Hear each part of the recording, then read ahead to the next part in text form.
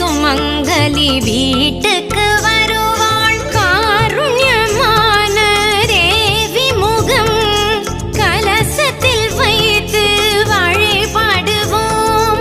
பார்க்கடல் நாயகி பார்வைப்படும் பணிவோம் பொன் பொருள் தேடி வரும்.